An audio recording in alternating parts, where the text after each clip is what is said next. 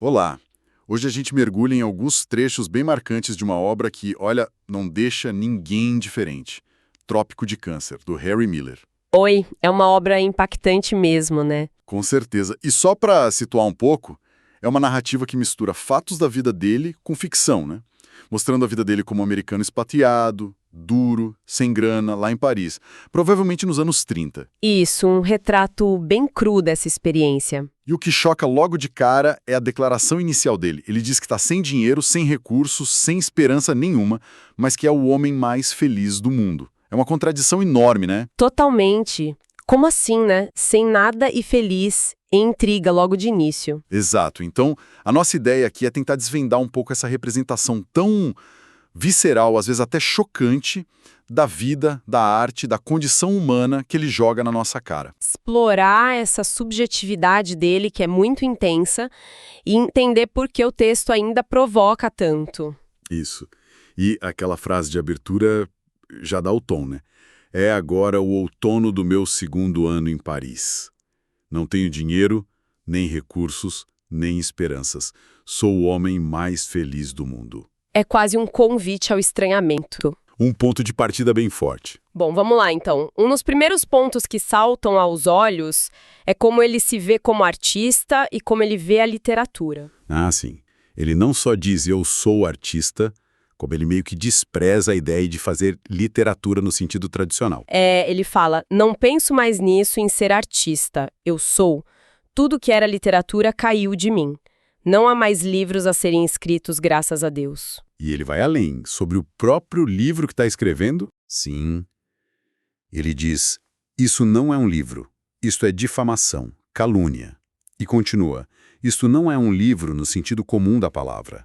Não, isso é um insulto prolongado, um escarro na cara da arte, um pontapé no traseiro de Deus, homem, destino, tempo, amor, beleza.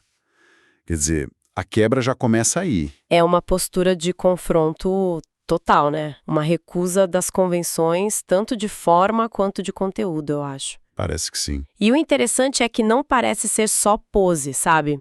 Parece que essa rejeição é fundamental para ele conseguir, sobreviver e até sentir essa felicidade que ele alega. Como se a literatura normal fosse uma mentira. É tipo isso. Uma camada superficial que ele precisa destruir para chegar numa verdade mais básica, mais real. Mesmo que seja feia ou brutal, a arte para ele não é sobre beleza idealizada. É sobre expressar a vida inteira, com tudo que tem nela. Exato. O bom, o ruim, o sujo, o caótico, tudo junto. E tem aquela parte que ele fala que vai cantar, talvez, um pouco fora do tom. Essa imagem do canto desafinado é muito boa, né? É ótima. Sugere essa urgência de se expressar, né? A autenticidade acima da perfeição técnica. Importa mais a verdade da expressão do que a forma bonitinha. Precisamente. A voz dele, mesmo que desafinada, é o que importa, mais do que seguir um padrão do que seria boa literatura. É quase um ato físico, como ele diz, cantar. E ele dedica essa canção para Tânia. Isso torna tudo mais pessoal ainda. Sim, reforça esse caráter de desabafo, de algo direto, quase uma carta, e não uma obra feita para agradar crítico ou público. É a vida dele ali, transbordando, sem filtro. Essa atitude toda de atacar arte, Deus, amor, é o que chamam de iconoclasta, certo? Isso, que quebra ícones de imagens sagradas, ideias estabelecidas, uma demolição mesmo. Mas será que não tem o risco de ser só provocação? Ou essa agressividade toda se justifica pela experiência que ele vive? É uma boa pergunta. Claro que tem um elemento ali de querer chocar, né? Chocar a burguesia, o mundo literário. Mas acho que é mais fundo que isso. Essa linguagem agressiva, essa iconoclastia toda, parece ser a única forma que ele encontra para descrever a realidade dele. Uma realidade de miséria, de caos, onde essas palavras grandes, amor, beleza, destino, parecem vazias, hipócritas. Então a brutalidade da linguagem reflete a brutalidade da vida que ele leva. Eu vejo assim. É como se ele precisasse dessa violência na escrita para ser honesto com o que ele está vivendo e sentindo naquele mundo. E o palco para tudo isso é Paris. Mas nossa Paris dele não é nada glamuroso, né? Nem um pouco. É o oposto do cartão postal. Ele mostra os dois lados de um jeito muito forte. Tem momentos de beleza quase epifânica, sei lá, como quando ele fala de andar pelo Sena à noite enlouquecendo com a beleza dele. Sim, tem esses momentos de êxtase. Mas aí na mesma página vem a parte sórdida. Banheiros que não funcionavam, baratas gordas, sarjetas escorregadias de lixo, mendigos e piolhos. É um contraste constante e brutal. E ele cita lugares reais: Place Saint-Sulpice, Jardim de Tuileries, Gare Saint-Lazare, mas todos com essa dupla face, de beleza e decadência misturadas. Pois é, Paris ali é mais que um cenário. É quase um personagem ou então um reflexo do estado de espírito dele, né? Como assim? Essa gangorra entre o sublime e o podre reflete o que está dentro dele. Desespero e êxtase, alienação e uma conexão muito forte com o momento. Faz sentido. Ele fala em dissolução, né? O mundo ao meu redor está se dissolvendo. Exato, essa sensação de instabilidade. E a pobreza é descrita sem dó, né? A barriga vazia, a humilhação de catar bituca de cigarro no chão. É bem gráfico. Mas mesmo nesses piores momentos, ele tem uns lampejos de percepção muito intensos, como se sentir apunhalado pelo milagre destas águas do Sena. É incrível isso. E ele parece querer diferenciar a Paris dele da Paris de outros escritores, né? Ele cita Gauguin. Sim, ele critica essa visão meio romantizada, estetizada demais que talvez esses outros tivessem. A Paris dele é a da rua, do quarto barato, da fome mesmo, não dos cafés chiques. Entendi. E tem o contraste com Nova York também, que ele menciona. Isso é interessante. Ele descreve Nova York como fria, geométrica, sem alma, dominada pelos prédios e pelo dinheiro. Já em Paris, mesmo na miséria, ele encontra um calor, uma sensação de estar em casa, que parece faltar na América que ele deixou. É como se essa Paris caótica permitisse a liberdade que ele busca. Exatamente. Mesmo que o preço seja alto em termos de conforto e segurança. E essa crueza que ele usa para descrever um ambiente, ela se repete talvez até mais forte quando ele fala de sexo e relacionamentos. E aí a coisa fica polêmica mesmo, né? Ah, sem dúvida. Essa é talvez a parte mais controversa da obra até hoje. A forma como ele descreve sexo é muito explícita, direta, né? Muitas vezes sem nenhum romance, nenhum sentimentalismo. Zero. Ele detalha encontros com muitas mulheres diferentes. Tânia, Irene, Leona, Germaine, prostitutas, Senhora Rain, Elsa, as mulheres casadas que o Van Norden busca. A lista é longa. E a linguagem que ele usa? É chocante para muita gente, né? Expressões como cona quente, osso no meu pau, ou a promessa para Germaine de alargar cada ruga da tua cona, e a busca por inflamar uma cona. E descrições bem brutais, como a da Irene, que ele diz ter uma mala em vez de cona, é pesado? O que essa crueza toda significa na obra, na sua visão? Olha, é um ponto muito discutido. Por um lado, é claro que ele está rejeitando o puritanismo, celebrando o corpo, o desejo, quebrando tabus. Ele quer mostrar o sexo como uma força vital, sem idealização. Mas tem um outro lado, né? Tem. Essa crueza pode ser vista também como um reflexo da desumanização que ele percebe nas relações. Talvez piorada pela pobreza, pela alienação. O sexo vira um contato intenso, mas nem sempre íntimo ou com conexão emocional. E a visão dele sobre as mulheres? É complicada. Muito. Oscila entre uma fascinação pela energia feminina e um cinismo que beira a misoginia, né? A forma como ele às vezes classifica as mulheres ou descreve as parceiras é problemático. Ficou uma tensão ali, né? Entre buscar uma experiência vital autêntica, que inclui o sexo, e ao mesmo tempo objetificar ou até desprezar as parceiras. Exatamente. Esse desequilíbrio é parte central do livro. Tem lampejos de ternura, de admiração, mas são logo engolidos por essa torrente de descrições focadas só no ato sexual ou em avaliações bem depreciativas. Tipo quando ele se compara com o Sylvester, o parceiro da Tânia. Isso. Ele sabe como acender uma fogueira, mas eu sei como inflamar uma cona. Revela um orgulho nessa potência sexual meio predatória, quase. E ele não tenta suavizar isso. Não mesmo. Ele apresenta essa parte dele com a mesma honestidade brutal com que descreve a fome ou a sujeira de Paris.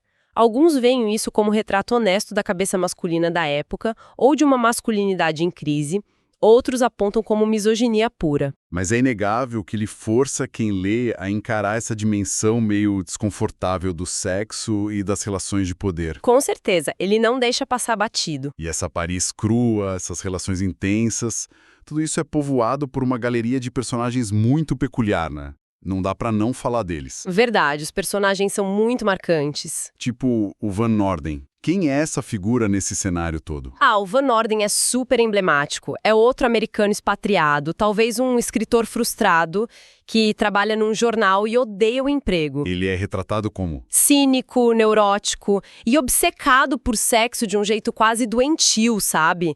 Mas de forma desesperada, mecânica. Ele busca mulheres sem parar, especialmente americanas casadas de passagem por Paris, mas parece que nunca encontra satisfação de verdade. Ele é meio que um contraponto ao narrador. De certa forma, sim. Talvez um lado mais sombrio. Ele representa a armadilha da obsessão vazia, a incapacidade de achar alegria mesmo na transgressão que ele tanto busca. Entendi. E tem o Fillmore também, o diplomata. Qual o papel dele? O Fillmore é outro tipo de expatriado. Vem de família rica, tem posição social, mas está em Paris buscando uma fuga das regras e das responsabilidades. Ele se joga na vida boêmia. Com tudo. Com entusiasmo, talvez até com uma certa ingenuidade. Ele acompanha o narrador em várias aventuras, parece admirar a liberdade do Miller, mas não tem a mesma casca grossa, sabe? E o que acontece com ele? Eventualmente, a vida desregrada cobre o preço. Ele tem um colapso, fica numa situação complicada e o narrador precisa ajudar ele a fugir de volta para a América. Então ele mostra os perigos dessa vida sem rede. Exato. Especialmente para quem não está totalmente preparado para ela ou não tem a mesma estrutura psicológica do narrador. E o Borowski, o artista. O Borowski é outra figura interessante. Primeiro, ele diz que é polonês, depois se revela o judeu. É artista, músico talvez, vive na mesma pindaíba que o narrador. Ele representa o quê? Acho que a luta do artista pobre, a camaradagem na miséria, mas ele também traz à tona questões de identidade, especialmente a judaica, que o Miller explora de um jeito complexo, às vezes até meio controverso. Miller comenta que atrai malucos e judeus especialmente, né? Sim, e a interação com o Borowski e com outros judeus como Moldorf, que ele descreve metaforicamente numa jaula, permite ao Miller tocar em temas de alienação, estereótipos, a busca de sentido fora do padrão. Então esses personagens todos não são só figurantes exóticos. De jeito nenhum. Cada um deles com suas manias, fraquezas, sonhos, desesperos, ajudam a pintar o quadro maior que o Miller está fazendo da condição humana no século XX vista ali da margem. Eles mostram a desilusão, a luta artística, a pobreza, as relações complicadas. Isso. As neuroses da vida moderna, eles são como um coro que acompanha a jornada do narrador, refletindo os dilemas dele também. E no meio disso tudo, sexo, pobreza, personagens à deriva, o Miller ainda encaixa umas reflexões mais filosóficas, existenciais. Aquela história de ser o homem mais feliz do mundo fica ecoando. É o grande paradoxo do livro, né? Como ele explica essa felicidade? Porque ele também vê o mundo como um câncer se devorando. O caos como a partitura sobre a qual a realidade está escrita. Não parece muito feliz. Pois é. Mas talvez a felicidade para ele não venha apesar da miséria e do caos, mas por causa da atitude que ele adota. Ao aceitar o caos, abandonar as expectativas normais, viver o momento presente com intensidade total. Seja na beleza do Senna ou na sujeira do quarto. Exatamente. Ele encontra aí uma liberdade radical. A imagem do câncer é horrível, claro, mas talvez aceitar essa decadência seja o jeito dele se libertar da angústia. Ele não luta contra o caos, ele mergulha nele. Faz sentido. E aquela ideia de desapego? Ele fala, sou neutro, nem a favor nem contra. Ou a perda de identidade, não sou mais americano, nem europeu. Onde isso entra? Esse desapego parece ser a chave para essa liberdade, para essa felicidade estranha. Ao se dizer neutro, ele se recusa a entrar nas brigas ideológicas, morais. Ao se sentir ajustado como um cule, ele está ironizando a ideia de sucesso social. E ao largar as identidades nacionais? Ele busca uma identidade mais básica, mais humana, talvez até pré-humana, ligada aos instintos, à sensação direta.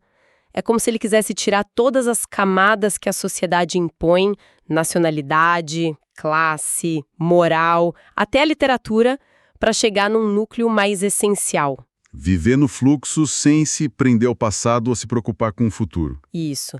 A memória, para ele, são fragmentos estilhaçados, né? O foco é o agora. Ele cita o Spengler, né? Aquele filósofo do declínio do Ocidente. Isso tem a ver com essa visão de mundo em dissolução? Com certeza. A menção ao Spengler reforça essa sensação de fim de ciclo, de civilização decadente que o Miller parece sentir na pele, lá em Paris. Mas ele não é um filósofo de sistema, né? Ele usa as ideias, mas a partir da experiência dele. Exato. Para ele parece que a experiência direta, a sensação, o instinto, vale muito mais que as grandes ideias. Tem essa tensão no livro entre ideias e viver. A filosofia confirma o que ele já sente. A urgência é viver, então. Totalmente. Por isso aquele chamado, faça qualquer coisa, mas que produza alegria, que ceda a êxtase. É quase a lei dele ali. E a cena final, lá no Senna, parece trazer uma calma depois de tanta agitação, né? O que você acha daquilo? Aquela cena final, com ele olhando o Senna fluir, para mim funciona como um momento de resolução. Pelo menos temporária. Depois de todo o caos, a fome, o sexo, as brigas, tem um instante de paz, de aceitação. O rio como símbolo. Talvez símbolo desse fluxo da vida, da impermanência, da beleza que existe mesmo na decadência. Não é um final feliz tradicional, mas é um momento de equilíbrio onde ele parece ter achado o lugar dele, não na sociedade, mas no fluxo da existência. É a imagem final daquela felicidade paradoxal dele. Exatamente.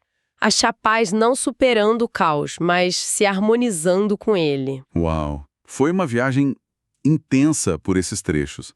A gente falou da honestidade brutal, da guerra dele contra as convenções, dessa Paris de luz e sombra, da sexualidade explícita dos personagens e dessas reflexões existenciais, ainda que caóticas. Tentando amarrar isso tudo, o que fica dessa experiência literária? Olha, acho que o que fica é o impacto dessa tentativa radical de mostrar a experiência humana sem filtro, sem maquiagem. Trópico de Câncer ainda causa polêmica porque força a gente a encarar as coisas. Ele arranca a superestrutura, como você disse antes. Sim, as convenções sociais, morais, artísticas, para expor o que ele acha que está por baixo. Desejo, medo, fome, alegria, desespero, tudo misturado. Ele obriga a gente a questionar o que é essencial e o que é acessório na nossa própria vida. É uma celebração da vida em todos os aspectos. Mesmo nos mais sombrios e desconfortáveis. E com uma energia na escrita que contagia, mesmo quando o assunto é perturbador. E talvez essa seja a provocação final que o livro deixa para a gente pensar depois, né? Até onde a arte pode ou deve ir ao mostrar a crueza da vida. Sim, como esse confronto com o explícito, às vezes o ofensivo, o desconfortável, desafia o que a gente pensa sobre beleza, sobre moral, sobre a própria felicidade. O que sobra quando se tenta tirar todas as camadas de convenção, como Miller tentou fazer? Fica aí a pergunta.